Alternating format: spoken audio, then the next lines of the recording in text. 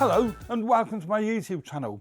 If you're regular here, you know I review many photographic, audio and video related products. Now, recently I've been talking about camcorders, and I done a video not so long ago saying, asking are camcorders still relevant in 2025?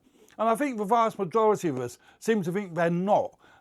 Although I did say there are use cases for camcorders, and most broadcasters still use camcorders to this very day. Now, I recently went out and purchased a camcorder. Now, why would I do that when I've been saying mirrorless cameras are the way forward? Now, I purchased, which was a really expensive camcorder when it came out, and it is the Sony FS5, which we have here.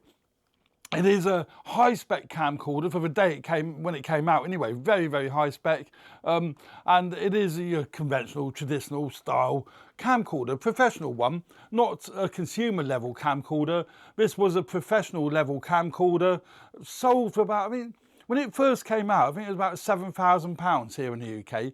I picked this one up body only, mint condition, with the handle, with the side grip, that I've got attached to it, one battery charger, and I got it for 580 quid with a 12-month warranty as well from Wex Photographics. So it was a really, really good deal. Now, and it shoots 4K as well. You can see on there it says 4K on the camcorder. Now, why would I buy this? I'm predominantly a mirrorless camera person. I tend to use for video.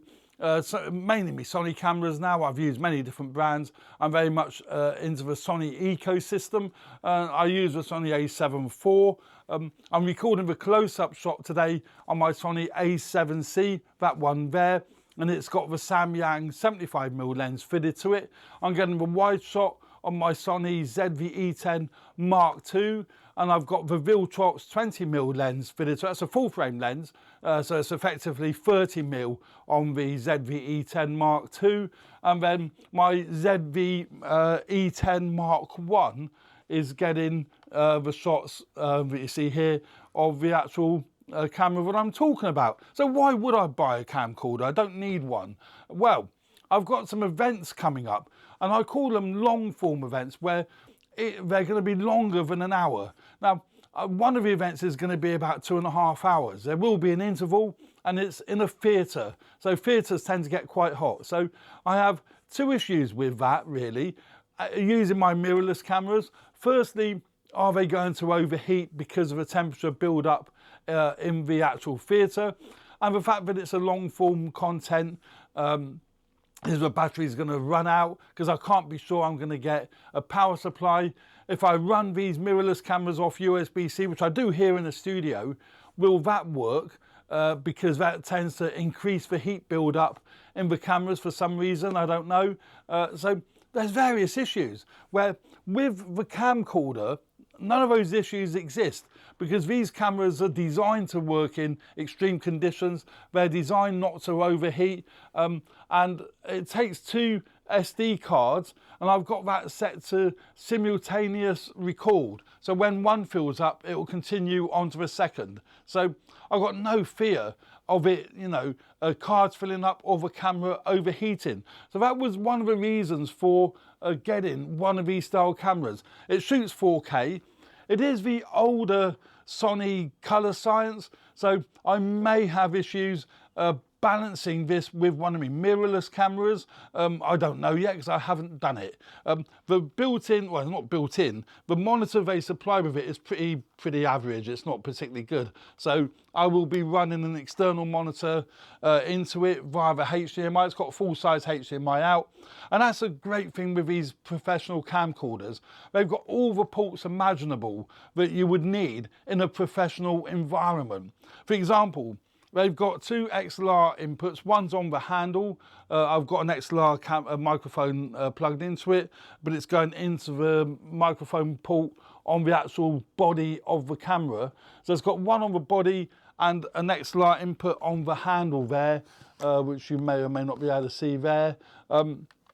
So built-in XLR, you don't need to add accessories to the camera, and that also concerns me if I put an accessory on my A7IV to run XLR inputs.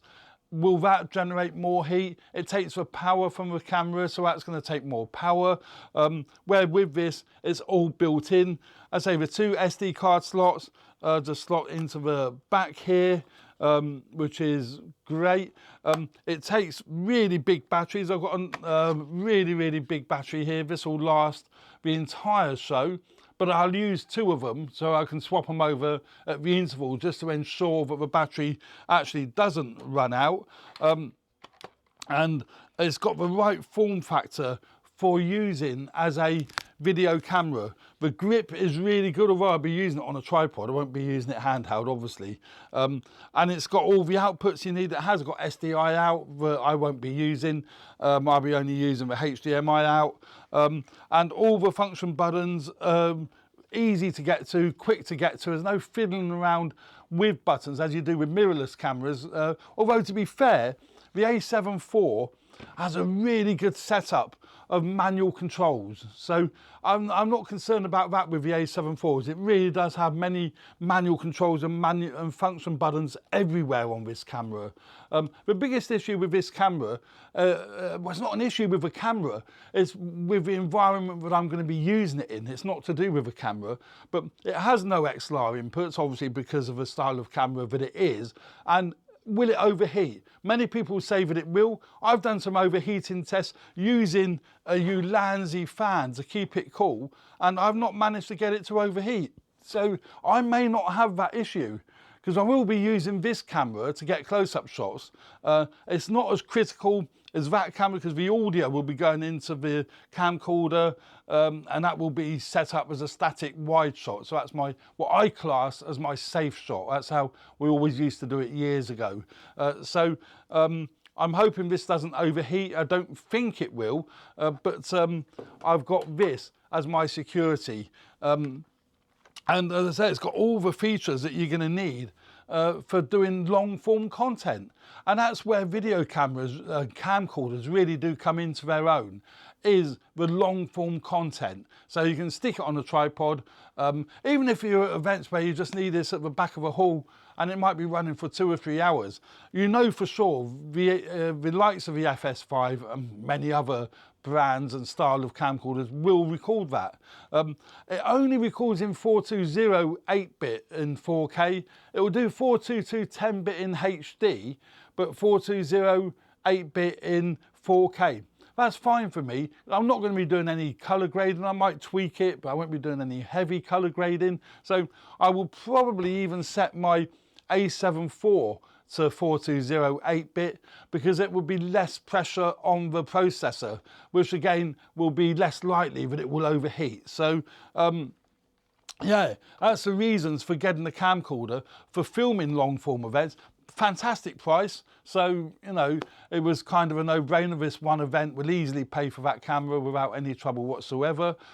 It takes the Sony E-mount lenses, so again that was fantastic. I can use all the different E-mount lenses that I have. I've got fitted to it the Sony 50mm f1.8 lens at the moment. That's a full frame lens on basically an APS-C body.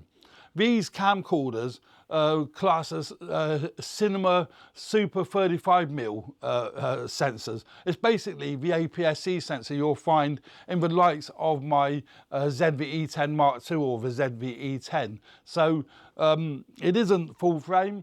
So because it's E-mount, you can use your full frame lenses, but this 50mm will end up being, what's that, 50 times 1.5, 65mm, something like that, isn't it? 75mm. Wouldn't it? Yeah, it'd be equivalent to 75mm in full frame. So not so good at the wide end. So, you know, just have to be conscious of that if you are using full frame lenses on this camera body. But there's many lenses you can use. Because it's an APS-C body, there's many lenses that you can use with this particular camera and get exceptional results. It doesn't have eye detect, it has got face detect, but it's a pretty primitive face detector is a little bit slow, so I won't be using it for getting the fast movement of the close-ups. I say I should shut it off as a wide angle, and then I'll use that on manual focus. I should set it manually, so I'm not worried about that either. But yeah, great camera to get if you're happy to use manual focus, or you know, understand that the face detector isn't going to be as great as the modern Sony cameras, but great value for money with all the functions at your fingertip.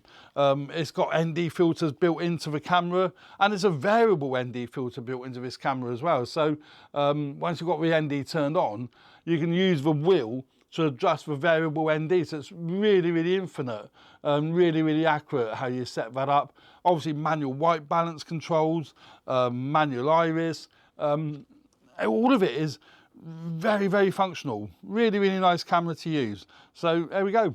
That's why I ended up buying a Sony FS5, purely for getting high quality video in you know, in an event situation where I'm leaving it running for a long period of time. I'm not sure how well it will work in low light at the moment, but again, that doesn't concern me, because although the theatre would be dark, we'd be working under theatre lighting, and that's usually, in my experience, pretty bright, unless they're doing like UV scenes or they're doing, you know, a creative low light scenes. But then any camera would struggle under those sort of conditions anyway. So yeah, there we go. That's my initial thoughts on the Sony FS5. I will be doing more videos about the FS5, even though it's an old camera. I think there's going to be a lot of you that will find it interesting as to what I think about using the FS5. I will do some videos in the studio here. I will even set this up as a wide shot when I'm doing this sort of thing, so you can see what the quality is like in a presentation environment. Because again, because you can change the lenses, you can use this brilliant camcorder for doing interviews. You can set your wide f1.4 or f1.8, use the variable ND to make sure you get the right shutter speed.